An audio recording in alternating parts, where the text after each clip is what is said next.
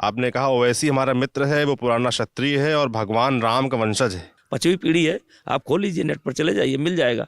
तुलसी रामदास है नाम। आज देश के मुसलमानों के 57 देश हैं, लेकिन हिंदुओं का एक देश भी नहीं है, क्योंकि गांधी जी ने एक देश भी नहीं बनने दिया। बिल्कुल बयान पर कायम हूँ।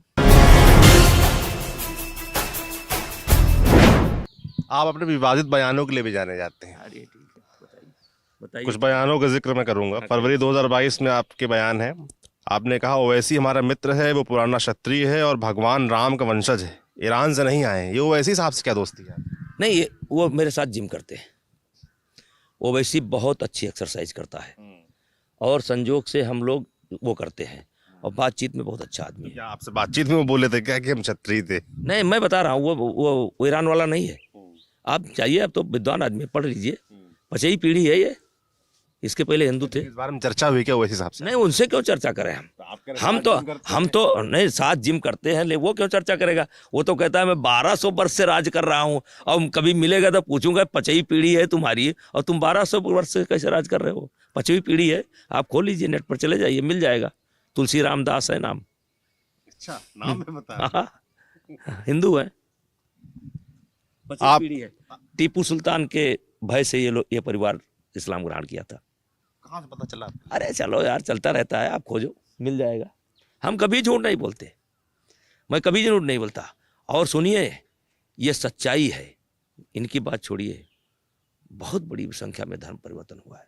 मैं बैस ठाकुर हूँ, मेरी पट्टीदारी है, चिर्रे जगनपुर गांव है, यहीं जैसे चले जाइएगा, पूरा गांव मुसलमान हो गया। आज भी जो परंपरा शादी ब्याह का उनके यहाँ भी है। मैं कभी हल्का बयान नहीं देता, बहुत सोच समझ के देता। आपका एक बयान, आज देश के मुसलमानों के 57 देश हैं, लेकिन हिंदुओं का एक देश भी नहीं है, क्योंकि गांधी जी ने एक देश भी नहीं बनने दिया। जो वीर सपूत थे उनका इतिहास से नाम तक गायब कर दिया गया। बिल्कुल बयान पर कायम हूँ।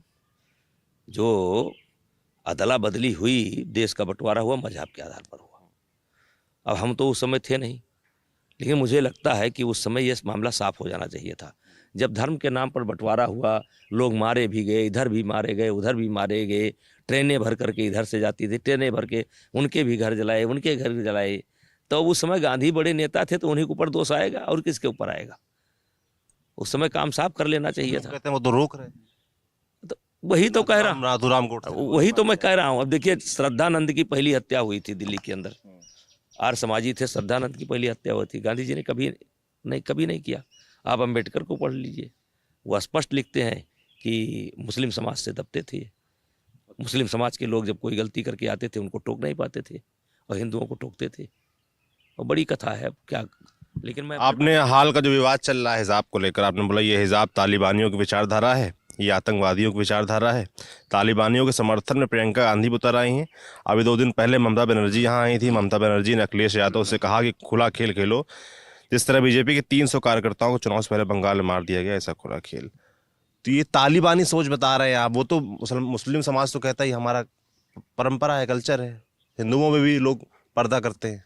क्या पर्दा करते हैं, लेकिन ये पर्दा प्रथा की, हिंदुओं की जहाँ तक पर्दा प्रथा की बात है, ये जब हमारे देश में आक्रांता आए तो ये पर्दा प्रथा की शुरुआत हुई। हिंदुस्तान में पर्दा प्रथा नहीं था। चलिए, लंबी बात हो जाएगी, लेकिन उनका कल्चर है ना, तो वो कल्चर करें, कौन रोक रहा है? बुर्का पहन करके महिलाएं निकलती हैं, कोई उनको टोकता है? वो करें, उनको कौन रोक रहा है? लेकिन शिक्षण संस्थाओं का भी तो एक नियम है।